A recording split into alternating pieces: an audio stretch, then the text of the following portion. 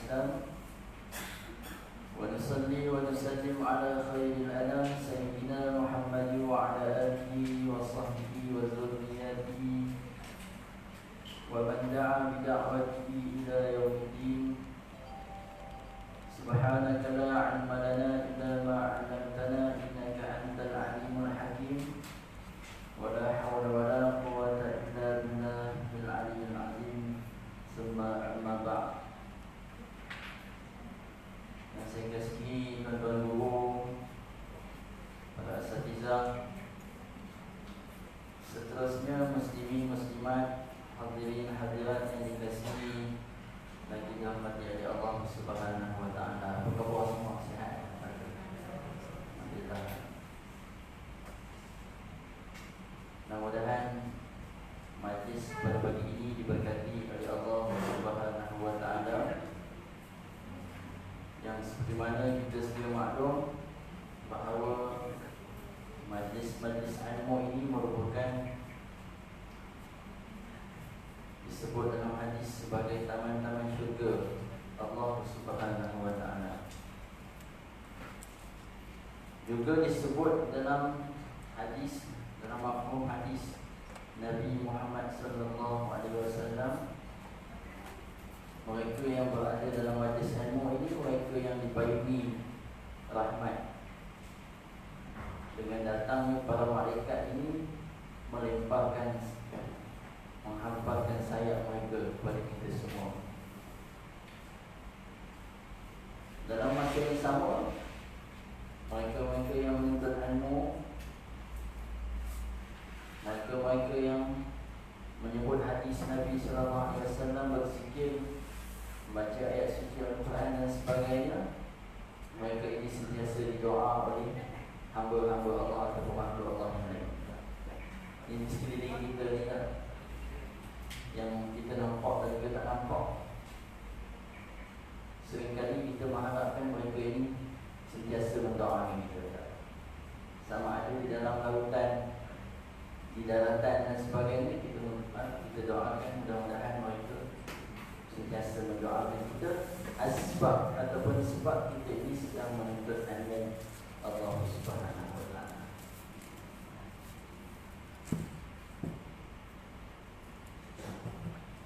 Ini merupakan kali pertama saya datang ke dalam bilik ceramah ni.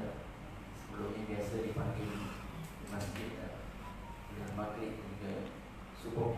Ini kali pertama saya bertemu dengan tuan-tuan, puan-puan yang mana waktu duha pun masih lagi menuntut ilmu. Subhanallah. Biasanya tuan-tuan, puan-puan ni orang biasa, maksudnya datang majlis ilmu, mereka duduk selepas maghrib, selepas subuh. Itu kebiasaan. Tapi tuan-tuan, puan-puan ambil ekstra lagi, waktu duha pun masih lagi menuntut ilmu. Saya difahamkan oleh Ustaz Razman sendiri, tadi tuan-tuan puan-puan semua belajar mengaji. Subhanallah. Diteruskan pula dengan tazkirah yang asalnya majlis tadabbur Al-Quran dan seterusnya. InsyaAllah pada Ustaz dapat datang, saya menggantikan. Cuma bukanlah menyambung pengajian beliau, tetapi diberikan amanah untuk memberikan tazkirah, peringatan. Dan sesungguhnya peringatan itu disebutkan oleh Allah Subhanahu wa taala dan para mukmin, perkara yang bermanfaat. Kerana apa? Perkara tersebut bermanfaat kerana ia merupakan peringatan bagi diri kita untuk mengingati Allah Subhanahu wa taala. Nah, itu. Sebab tu tuan-tuan puan-puan, cari pengajian, nombor satu kena cari adalah pengajian yang mengingatkan kita kepada Allah Subhanahu wa taala. Nah, itu nombor satu kena cari. Saya percaya dan juga yakin kebanyakan ceramah, tazkirah, semuanya mengingatkan kita kepada Allah Subhanahu wa taala. Tetapi yang menjadi permasalahannya bagi kita selaku pendengar dan juga orang yang memberikan ceramah, adakah poin untuk mengingati Allah itu diletak ataupun tidak dalam majlis tersebut? Itu kita selaku pendengar, poin yang utama kita kena ambil, apa poin yang disebut oleh penceramah yang boleh mengingatkan kita kepada Allah SWT. Poin tu yang kita sepatutnya catat. Bagaimana kisah-kisah dalam Al-Quran yang boleh mengingatkan kita kepada Allah SWT, yang boleh mengingatkan kita kepada Nabi SAW. Itu adalah poin yang utama yang perlu kita ambil perhatian. Muslimin, muslimat, hadirin, hadirat yang dikasihi lagi dirahmati oleh Allah SWT. InsyaAllah pada pagi yang berbahagia ini, pada waktu duha, saya ingin berkongsi berkaitan dengan satu hadis yang ke-38 di dalam hadis Arba'in Nawawi ataupun hadis 40 Imam Nawawi. Ini biasa kita dengar. Yang mana disebutkan antara tajuk hadis ni, kalau hadis daripada Nabi sallallahu alaihi wasallam sebenarnya tidak ada tajuk, tetapi diletakkan oleh ulama berdasarkan isi kandungan hadis tersebut. Jadi hadis yang ke-38 susunan Imam Nawawi ini diberikan tajuk cara mendekatkan diri dan mendapatkan kecintaan Allah Subhanahu Wa Taala. Ni kalau nak salin, hadis ini berkaitan dengan apa? Cara untuk mendekatkan diri dan mendapatkan kecintaan Allah Subhanahu Wa Taala. Saya bacakan terlebih dahulu matan hadis Nabi Muhammad sallallahu alaihi wasallam. An Abi Hurairah radhiyallahu anhu qala Rasulullah sallallahu alaihi wasallam, inna Allah ta'ala qala man 'ada li waliyan faqad adhantuhu bil harbi wa ma taqarraba ilayya 'abdi bi syai'in ahabba ilayya mimma aftaratuhu alayhi wa la yazalu 'abdi yataqarrabu ilayya bin nawafili hatta uhibbahu. فإذا أحببته كنت سمعه الذي يسمع به وبصره الذي يبصر به ويده التي يبطش بها ورجله التي يمشي بها ولئن سألني لأعطينه ولئن استعاذني لأعيذنه. رواه البخاري والمسلم. Maksud daripada hadis yang saya bacakan sebentar tadi daripada Abu Hurairah radhiyallahu anhu, beliau berkata Rasulullah sallallahu alaihi wasallam bersabda, sesungguhnya Allah Subhanahu wa taala berfirman, barang siapa yang memusuhi wali-waliku maka aku isytiharkan perang terhadapnya. Tidaklah seorang hamba mendekatkan diri kepadaku dengan melakukan sesuatu amalan yang lebih aku sukai selain daripada apa yang aku telah fardukan kepadanya. Dan tidaklah seorang hamba itu sentiasa mendekatkan diri kepadaku dengan mengerjakan amalan-amalan sunat kecuali aku akan mencintainya. Jika aku mencintainya, aku adalah pendengarannya dan dia mendengar dengannya. Penglihatannya yang dia melihat dengannya, tangannya yang dia mengambil sesuatu tindakan dengannya, dan kaki yang dia berjalan dengannya. Jika dia memohon sesuatu daripadaku, aku akan memberikan, dan jika dia memohon perlindungan daripadaku, maka aku akan melindunginya. Hadis riwayat Imam Bukhari dan Muslim. Kalau kita menghayati betul-betul hadis ini, poin penting sebagaimana yang disebut oleh ulama, poin dia bagaimana kaedah untuk kita mendekatkan diri kepada Allah dan meraih cinta Allah SWT. Ini poin besar yang ingin disampaikan. Secara umum ni apa yang ingin diceritakan dalam hadis ini ialah, yang pertama, Allah Subhanahu Wa Taala menyebut bahawasanya Allah melindungi walinya. Apa yang disebutkan wali Allah Subhanahu Wa Taala? Yang pertama, yang disebut maksud wali itu adalah mereka yang melaksanakan perintah Allah dan meninggalkan larangannya. Itu yang pertama. Paling senang untuk kita faham, wali itu siapa? Wali itu adalah mereka yang melaksanakan perintah Allah dan meninggalkan segala larangannya. Sebelum ni kita dengar wali itu apa? Boleh jalan atas air, terbang, boleh macam-macam. Itu biasa kita dengar. Boleh sumpah benda tu jadi barang, macam-macam kita dengar perkataan wali. Tetapi definisi yang mudah, Yang boleh kita faham, wali itu siapa? Wali Allah itu adalah mereka yang melaksanakan perintah Allah dan meninggalkan larangan Allah. Itu adalah wali Allah SWT. Yang lain, tak. Itu lafaz. Perkataan wali itu sendiri. Tak. Itu mudah. Tak. Sebagaimana yang disebut oleh Allah Subhanahu Wa Taala dalam firman-Nya, Allahu waliyul ladzina amanu yukhrijuhum minaz zulumati ilan nur. Maksudnya daripada ayat ni, Allah pelindung yang mengawal dan juga yang menolong orang-orang yang beriman. Ia mengeluarkan mereka dari kegelapan, yakni kekufuran, kepada cahaya. Ini dalam Quran sebut tentang wali Allah tu siapa? Allah ni sebut wali Allah dengan maksud mereka yang dibantu, ditolong oleh Allah SWT. Dan Allah mengeluarkan mereka ni daripada kekufuran kepada cahaya. Dengan maksud apa?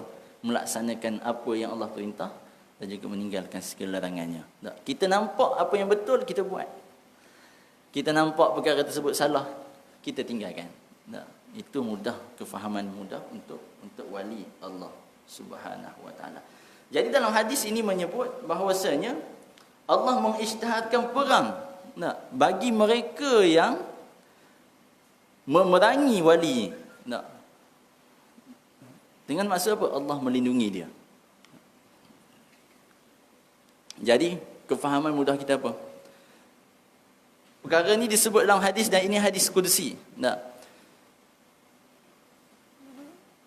Maka perkara ini boleh kita faham, mereka-mereka yang melaksanakan tuntutan Allah, melakukan solat, menunaikan zakat, puasa, haji dan sebagainya, tuntutan-tuntutan Allah ni, maka kita kena hormat mereka. Kita selaku orang Islam ni tak, sahabat-sahabat sebelah-sebelah kita ni tak, mereka melaksanakan tuntutan Allah SWT dalam masa yang sama, melindungi diri daripada perkara yang terlarang, maka kita kena hormat dia. Sebab apa? Disebutkan dalam ni, kalau kita buat sesuatu yang tak baik kat dia, Allah lindung dia. Dalam hadis disebut apa? Allah akan perang dengan kita. Sebab Masya Allah, tak? Allah isytihar perang tu bahaya, tak? Sebab tu saya suka ungkap satu kisah, tak? Terutamanya orang-orang alim ni kita kena jaga baik-baik, tak? Hormat dia. Kalau tak nak bagi duit ke apa, tak apa, hormati dia, tak? Sebab saya ada satu kisah, tak? Mereka yang tak hormat wali Allah ni, mereka yang tak hormat orang-orang alim ni, tengok bencana yang Allah datang kat dia. Ini kisah benar berlaku kat Indonesia.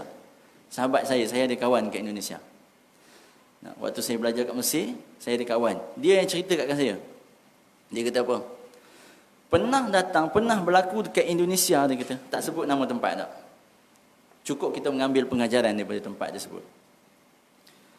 Pernah berlaku kat Indonesia satu bencana banjir yang besar. Dia kata. Satu kampung tu habis. Tak kira lah segala benda dalam tu habis. Dia kata, sebab apa dia kata? Dia tanya saya tak tahu, dia kata. Mungkinlah bencana alam tu dan sebagainya. Tak, dia kata. Sebelum berlaku banjir tersebut, dia kata, apa yang dibuat oleh penduduk tersebut? Dia nak kata mereka isytihar perang dengan Allah Ta'ala, Allah balas macam tu. Mereka, waktu datangnya orang alim nak mengajar Al-Quran kat satu tempat tersebut, tempat yang mereka tu, mereka halau orang tu. Nak ngajar Quran ni, bukan nak kata hormat, halau tu, keluar. Tak nak terima mereka yang nak mengajar Al-Quran, ayat-ayat Allah, mereka halau. Maksud kata apa? Tak hormat. Dan juga menghina. Maka selepas tu Allah turun apa? Habis satu kampung. Ini hati-hati tak? Hati-hati.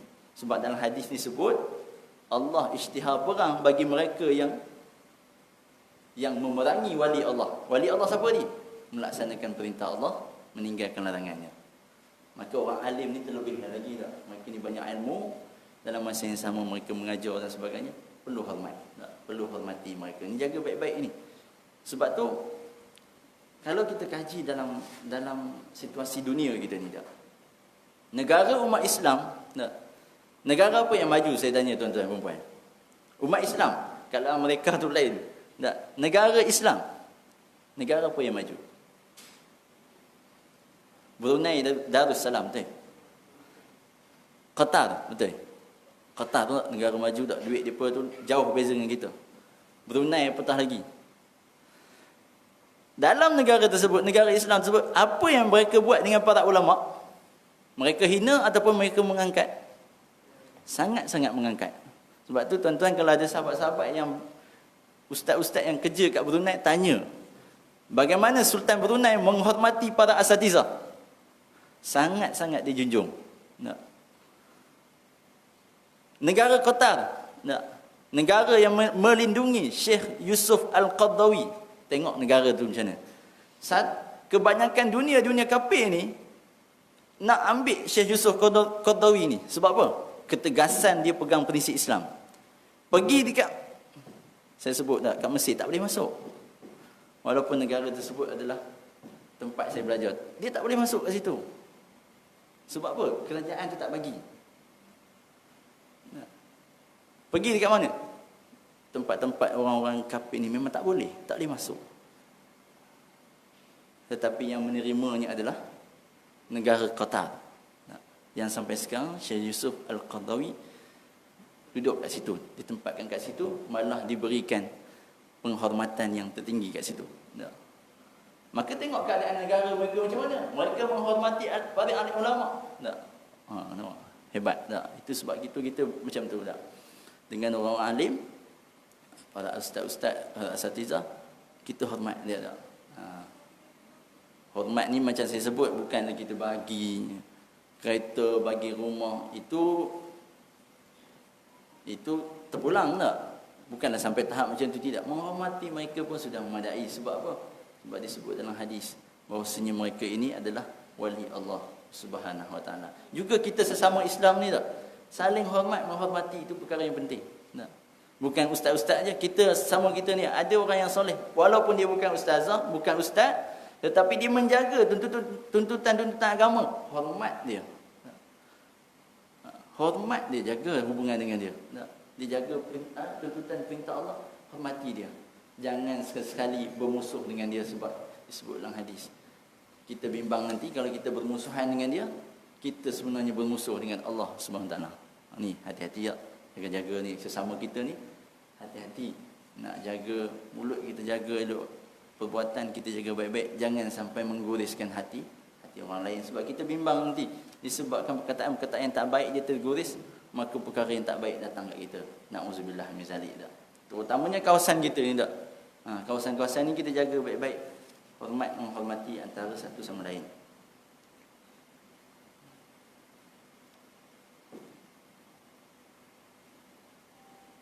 Juga ada satu tempat dekat Malaysia ni tak. Saya tak sebut kat mana tak, tapi kisah benar juga. Sebelum datangnya bencana alam, banjir besar yang tak diduga. Bukan tempat tu sepatutnya tempat banjir biasa-biasa, tapi teruk jadi. Sahabat saya duduk kat situ. Dan juga sahabat saya ada sebahagiannya pernah menyewa kat situ. Dia cakap apa? Dia kata macam ni. Dia tanya saya pernah pergi sana ke? Dia kata, tak pernah. Tak pernah pergi kat situ, tak pernah menyewa kat situ, tak pernah. Dan saya tak tahu keadaan orang macam tu, kat situ macam mana. Dia kata, keadaan orang kat situ sangat-sangat sombong. Dia kata. Contoh dia bagi saya. Dia pernah menyewa kat situ tak. Terlewat bayar sehari, dia kata. Terlewat bayar sewa sehari. Tuan rumah suruh keluar hari tu juga. Hari tu juga keluar. Bayangkan suasana kita ni menyewa lewat sehari bayar, orang halau, kita rasa apa? Mana perasaan kita dengan kasih dan juga sayang orang Islam tu? Yang halau tu orang Islam, yang dihalau juga orang Islam. Mana perasaan belas kasihan kita terhadap orang Islam? Pernah tak kita tahu yang menyewa tu siapa? Beliau ni ada masalah macam mana? Pernah tak tahu? Kita halau aja. Jadi perasaan, saya nak gambarkan situasi keadaan tempat tu, mereka ni tak ada dah kasih sayang antara sesama lain. Hai mereka, hai mereka. Hai orang lain, hai orang lain. Tapi datang satu bencana, mereka ni Allah kumpulkan satu tempat. Waktu tu baru tahu, oh ini ada orang ni kenal ni duduk sebelah rumah saya ni. Baru tahu nak suap nasi kat orang lain. Baru tahu minta nasi kat orang lain. Tapi dalam keadaan kita mewah, pernah tak kita bagi sesuap nasi kat orang? Pernah tak kita dengar apa masalah jiran? Tak pernah. Nampak. Ini hati-hati tak? Ini hati-hati keadaan situasi kita, tambah jiran sebagainya. Jaga baik-baik perkara tersebut. Kerana kita bimbang dengan kesalahan-kesalahan macam tu menyebabkan Allah datang bencana kat kita. Wa iyazubillah min zalik. Baik, ini disebut dalam hadis Nabi sallallahu alaihi wasallam. Perkara yang kedua yang ingin ditekankan dalam hadis ini ialah berkaitan dengan apa? Allah sebut dalam hadis ini bahawasanya Allah Subhanahu wa taala sangat mengasihi mereka yang menjaga tuntutan Allah SWT. Perintah Allah. Apa perintah Allah disebutkan dalam kitab? Dalam kitab Bidayatul Hidayah, Imam Ghazali rahimahullah ta'ala disebut. Perintah Allah, dua bentuk perintah Allah SWT yang kita kena jaga sangat-sangat. Dua perkara dia. Yang pertama adalah tuntutan fardu, perintah Allah yang berbentuk fardu. Contohnya solat 5 waktu, puasa, zakat, haji dan sebagainya. Perkara tersebut jaga baik-baik. Perintah yang kedua adalah perintah berbentuk sunat ataupun perkara sunnah Nabi sallallahu alaihi wasallam. Dua perkara. Jadi kat sini saya nak kongsikan kepada tuan-tuan puan-puan. Pertama tuntutan fardu. Yang utama yang perlu kita jaga adalah solat 5 waktu sebab ianya setiap hari kita buat. Jaga dari sudut apa tuan-tuan puan-puan? Jaga dari sudut solat kita tu di awal waktu. Cuba.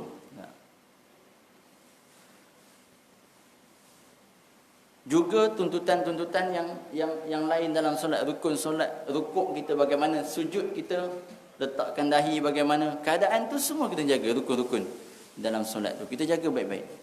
Kadang-kadang kita tanya tak seseorang individu, solat ke solat? Dah solat? Pernah tak kita tanya secara mendalam bagaimana keadaan solat? Ataupun tanya diri kita dah solat tak? Dah solat duha ni? Dah solat subuh? Pernah tanya diri kita bagaimana keadaan solat kita tadi? Solat subuh kita pukul berapa ni? Tadi subuh pukul berapa agak-agak? Tak pasti Ustaz. Sampai tak pasti. Sampai tak pasti pukul berapa solat. Nak kata apa? Tak tahulah pukul berapa. Dia bangun-bangun solat. Mungkin pukul 8. Mungkin 7.59 mungkin semuanya. Sebab dia sendiri pun tak pasti tuan-tuan. Subuh gajah. Dinosaur kadang-kadang. Itu kita bimbang tak? Itu. Jadi waktu tu kena jaga. Sebab dalam Al-Quran sebut perkara tu penting untuk kita jaga. Solat pada waktunya. Yang kedua, rukun-rukun dalam solat tu kena jaga baik-baik tak? Ini saya banyak kali dalam ceramah kuliah saya sebut. Kita ni solat ni bagi ada waktu. Waktu tu dengan maksud apa? Ada ketetapan masa. Dengan maksud apa? Dengan maksud solat 2 rakaat kita semayang biasa berapa minit? 5 minit tak? 5 minit. Solat 4 rakaat 7 ke 10 minit. Ataupun 10 minit lah paling normal. Jadi setiap hari kena ambil waktu tersebut. Maksud kata apa? Solat subuh pastikan cukup 5 minit. Dengan maksud apa? Bacaan kita sama, rukun-rukun kita jaga dengan baik dan sebagainya. Kena jaga baik-baik. Jangan hari ini solat subuh 5 minit, esok kurang 3 minit. Sebab apa? Tak payah baca surah, tak apa. Sebab apa? Dah lambat nak pergi kerja. Esok tukar pula 2 minit. Pasal apa? Anak meragam. Nak semayang ikut suka dia. Lusa tinggal 1 minit. Pasal apa tinggal 1 minit? Nak pergi kerja lagi, anak lagi. Semua tak kena. Hari yang seterusnya macam itulah keadaan. Dia rasa lapang, dia semayang 5 minit. Dia rasa tak lapang, ikut suka dia saja. Rukuk entah ke mana, sujud entah ke mana, bacaan Al-Fatihah entah ke mana, baca surah entah ke mana. Ini jaga baik-baik. Sebab tu kalau kita mendalami ilmu fiqh, Bacaan surah Al-Fatihah berapa saat pun sepatutnya kita kena tahu. Sebab apa? Ianya memainkan peranan penting waktu kita nak solat berjemaah nanti. Nak menentukan kita ni masbuk ataupun muafiq. Keadaan maksudnya Fatihah kita tu berapa saat? 17 saat, 20 saat kita tahu. Sebab apa? Waktu kita solat subuh nanti, contoh kita masuk imam dah baca surah. Nah, kita lewat. Masuk. Kemudian separuh surah tu imam dah baca. Kita masuk. Kita pun berkhayal. Kunci pintu kunci ketak tadi. Rumah sebelah tu dah lah kuat merempak. Tiba-tiba imam rukuk. Dah rukuk. Kita ni separuh Al-Quran. Contohnya Sabbihisma rabbikal a'la setengah tu. Kita masuk. Jadi macam mana? Waktu tu Fatihah tak baca lagi. Sebab ingat rumah tak kunci. Dia pun rukuk. Waktu tersebut macam mana hukum dia? Qada Al-Fatihah yang sepatutnya dia boleh baca tapi dia tak baca, dia terus rukuk, hukum dia sah ataupun tak sah solat? Tak sah. Melainkan dia tambah rakaat. Nampak? Itu sebab tu saya sebut tentang masa Al-Fatihah tu kena jaga baik-baik. Supaya kita jangan mencuri waktu tersebut. Waktu dengan Allah Ta'ala 5 minit jangan kita kurangkan seminit. Jangan jadi 2 minit, 4 minit setengah, ikut suka kita aja. Hati-hati dah. Baca dengan baik, dengan maksudnya tu. Tak payahlah tengok jam macam tu kan. Tak cukup 5 minit, tak payahlah sampai macam tu. Saya kira habis jemaah-jemaah lepas ni semua tengok jam. Start semayang ni pukul 6.10 masuk waktu, tengok jam. 6 suku kena habis. Tengok jam. Tengok semayang, tengok jam. Tak cukup masa lagi baca lagi surah. Tak payah macam tu. Dengan maksud apa? Baca Al-Fatihah baik-baik, rukun jaga dengan baik-baik. Dengan maksud macam tu. Bukan suruh tengok jam, tidak. Itu kita tahu dan kita sempurna.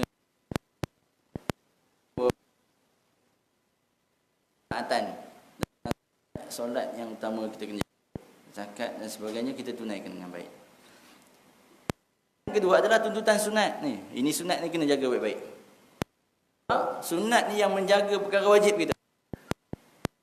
Ada meletakkan misal atau perkara wajib ada rumah kita. Perkara sunat ni adalah pagar keliling rumah. Contoh masjid itu adalah perkara yang wajib. Pagar ni dia melindungi masjid.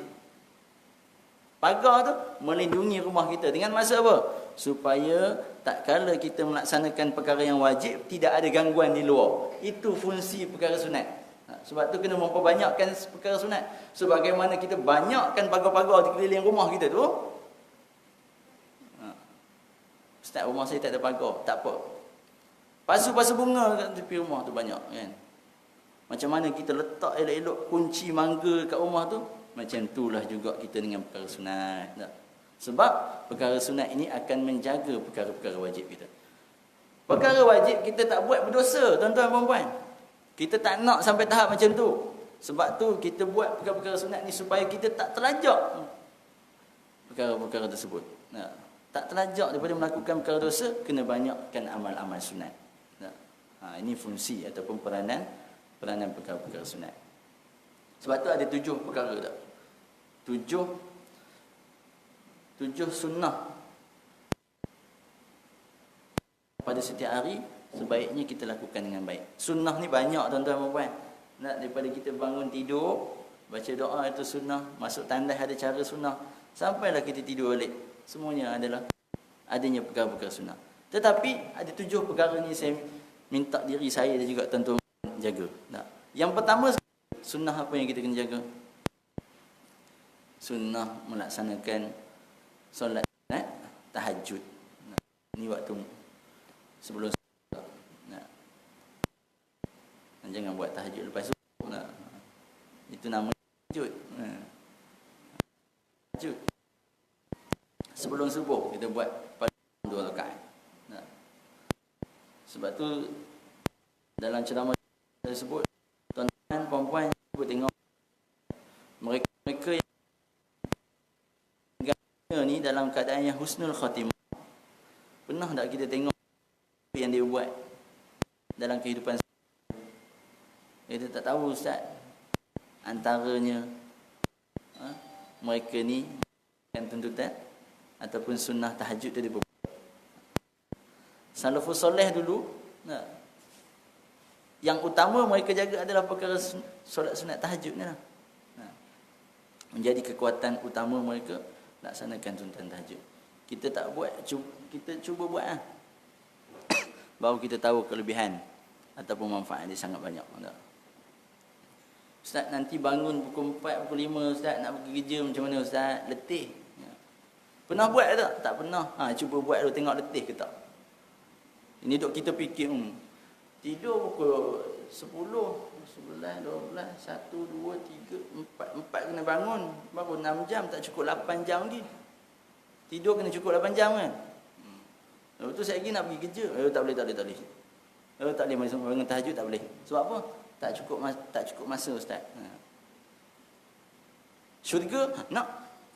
Amboi, syurga nak tapi buat perkara yang agak susah, berat untuk kita, tak nak buat. Payah macam tu.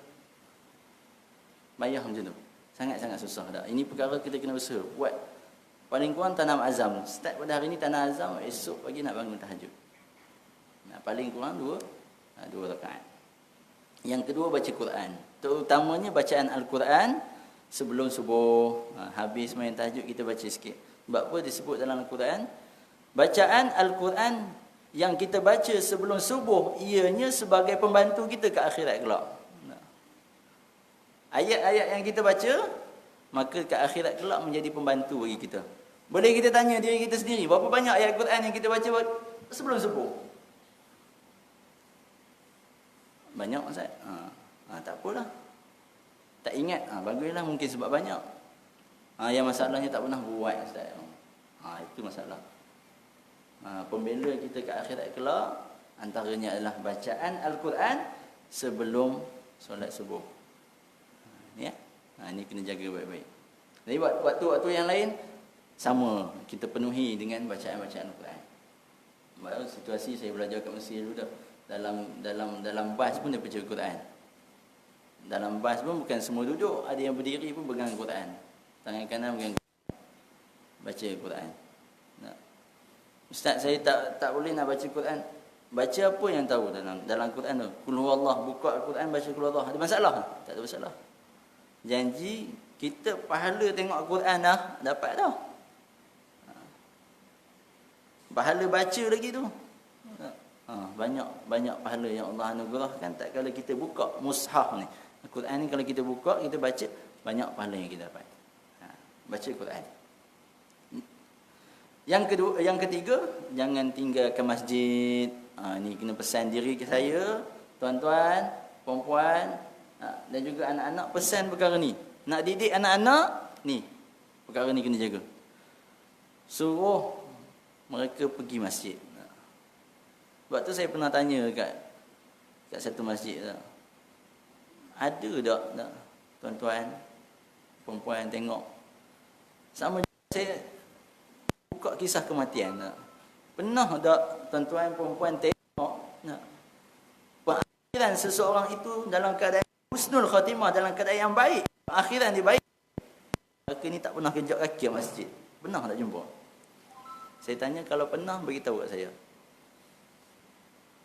Kalau perempuan tak apa tak? Bukan tuntutan dia setaraf dengan lelaki.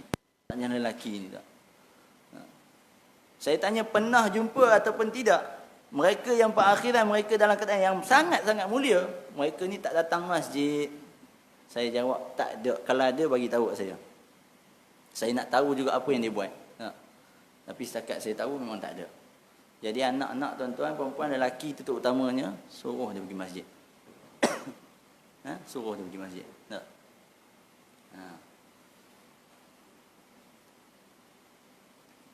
Satu kisah sahabat Nabi sallallahu alaihi wasallam tak? Dia pergi masjid dalam keadaan kaki dia pun uzur dah. Ada yang setengah riwayat kata merangkak tak? Pergi masjid. Maka ditanya, kenapa pergi masjid lagi dalam keadaan merangkak macam ni? Dia kata, sahabat terjawab mafhum dia, kelebihan pergi masjid ni sangat-sangat besar. Tuan-tuan dan puan-puan. Tak? Kelebihan pergi masjid ni sangat-sangat besar. Tak? Sangat-sangat besar tuntutan ni. Terutamanya disebutkan kat sini, terutamanya solat subuh. Solat subuh tu utama tak? Pergi masjid. Kalau kita mampu untuk pergi solat subuh dalam keadaan yang susah, payah tak? So, payah. Paling subuh paling payah. InsyaAllah waktu lain kita mampu untuk pergi. Yang utama, anak-anak kita ni didik dia boleh pergi semayang subuh berjamaah dekat masjid. Utamanya lelaki. Suruh. Subuh dia, insyaAllah waktu lain dia mudah untuk jaga. Yang ketiga, yang keempat, solat duha. Ni kita kerja ke tak kerja ke, susah ke payah ke, buat 2 rakaat je paling kurang. Nak lebih tu, itu terpulang. Paling kurang 2 rakaat ni jangan tinggal. Sebab apa tuan-tuan dan puan? Tuntutan solat sunat duha ini adalah tuntutan solat sunat yang bersifat sunat yang muakkad, hampir-hampir kepada wajib. Dekat-dekat kepada wajib, sunat yang sangat-sangat dituntut. Kenapa tuntutan ni sangat-sangat keperluan bagi kita? Sebab jarak antara subuh dengan zuhur jauh atau tak? Jauh, tuan-tuan. Berapa jam? Subuh pukul 6.10 lebih kurang, pukul 6 tak? Nak semayang zuhur balik pukul apa? Pukul 1 lebih. Kita ambil pukul 1. Jadi berapa jam kita tak solat? Kita tak solat berapa jam? 6 lebih kurang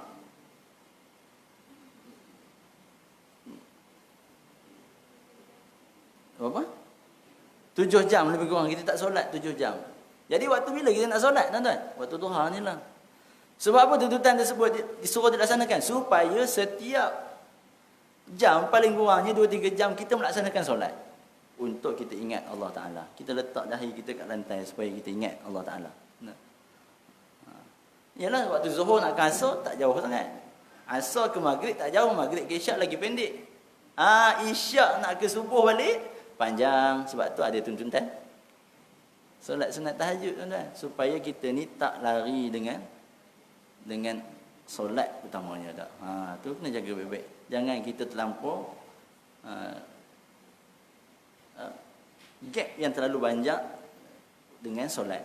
Pagi sana solat, pergi solat. Perkara tu menjaga tak solat ni, menjaga diri kita daripada melakukan perkara yang tak baik. Yang seterusnya sedekah. Sedekah. Ni ada duit sikit, kita sedekah.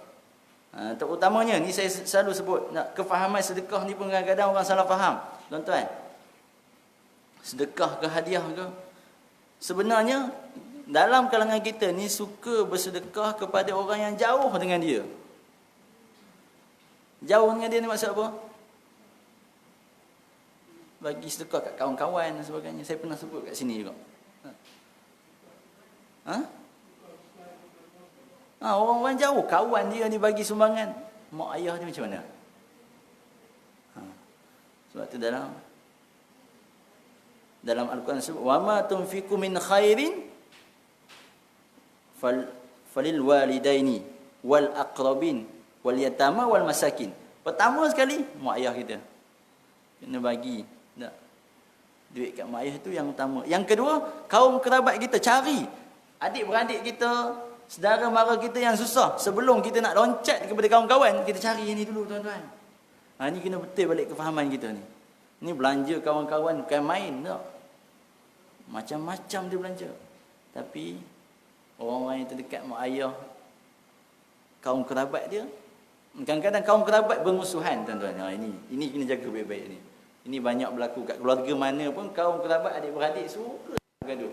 Ini kena jaga baik-baik. Sebab ini yang sebenarnya kita utama kena jaga, tuan-tuan. Bukan saya suruh antara makcik dengan makcik tak ada hubungan ni berselisih. Tak, yang utama kena jaga mak ayah kita, adik-beradik kita, jaga baik-baik.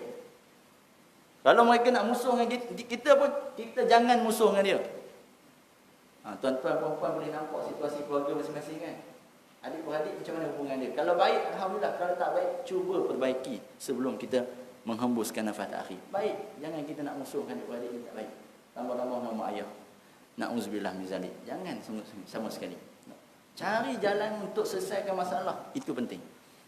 Jadi waktu tu kita infak harta kita kat adik-beradik yang utama. Kemudian barulah seterusnya isteri kita tak. Isteri itu yang utama juga. Dia termasuk dalam aqrabin juga. Anak-anak kita juga wal yatama wal masakin, anak-anak yatim dan juga orang-orang miskin. Ni kena jaga. Ni jaga. Tapi yang utama saya sebut ni, mak ayah sekiranya ada suami isteri, antara suami isteri, adik-beradik, kaum keluarga kena jaga lebih baik. Baik. Jadi tak timbul isu tak. Ni saya ni macam-macam tempat. Kita ni macam-macam orang kita jumpa tak. Mak ada anak yang sanggup biarkan mak dia pergi jalan mata-rata. Tanya kenapa biar mak macam tu, dia sibuk pergi kerja kat KL, mak dia tinggal. Kenapa tak bawa mak? Mak tak nak ikut. Tak ada otak lah cakap nak bawa mak pergi ikut. Tak ada otak lah. Saya cakap kasar ni kan sebab saya sedih sangat bila berlaku perkara tersebut. Takkan mak boleh besarkan kita, tak? Boleh fikir cara untuk besarkan kita, kita tak boleh fikir cara untuk tarik mak kita pergi masuk rumah kita, tak boleh fikir. Astaghfirullahalazim, tuan-tuan dan puan. Sedih saya dengar kisah itu yang berlaku depan mata saya. Alasan dia bagi mak tak nak ikut. Tak apalah kalau tak nak ikut, kalau mak terjaga tak apa, saya tak ada masalah. Ni masalahnya mak terbiar, tuan-tuan dan puan. Ayah tu dalam keadaan terbiar, kita tak ambil peduli. Bimbang tak? Dalam satu hadis Nabi sallallahu alaihi wasallam sebut, tak? Mereka yang mempunyai mak ayah tetapi tidak berjasa dengan mak ayah, malah meninggalkan mak ayah, celaka disebut dalam hadis. Ini bukan saya sebut, Nabi sallallahu alaihi wasallam sebut. Celaka tak? Perkataan celaka ni teruk, tuan-tuan dan puan. Ini kena jaga baik-baik. Anak-anak kita didik bagi menghormati ibu bapa dengan baik. Kita sekiranya ada ibu bapa, jaga baik-baik tak? Ni kena jaga baik-baik, tuan-tuan. Saya merayu diri saya juga, tuan-tuan perempuan semua, jaga baik-baik ni perkara ni. Yang seterusnya, wuduk. Ni jaga baik-baik wuduk kita. Dalam sehari kita sembahyang 5 kali misalnya, tambah dengan duha 6 kali. 6 kali kita ambil wuduk. Alhamdulillah. Waktu-waktu lain sebaiknya kita dalam keadaan yang berwuduk. Ada waktu lapang pergi tandas, habis buang air besar, buang air kecil, ambil wuduk. Ada masalah? Tak ada masalah. Ustaz, saya nak pegang suami saya lagi. Tak apalah pegang. Saya lagi ambil wuduk balik. Apa masalah? Air tak ada, Ustaz. Jangan bohong. Air basuh najis ada, tiba-tiba air semayang tak ada. Ni jaga baik-baik. Ni sepatutnya kita jaga. Inilah orang yang sentiasa melazimi wuduk ni, mudah-mudahan waktu dia mati ada yang berwuduk.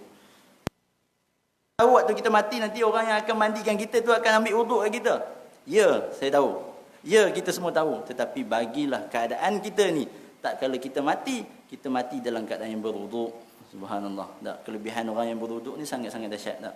Ke akhirat kelak antara 3 cahaya yang akan pancar dalam diri kita ni, akhirat kelak dalam keadaan kegelapan tu terpancar dalam tubuh kita ni, antara sebabnya salah satu sebabnya adalah sebab kita banyak berwuduk.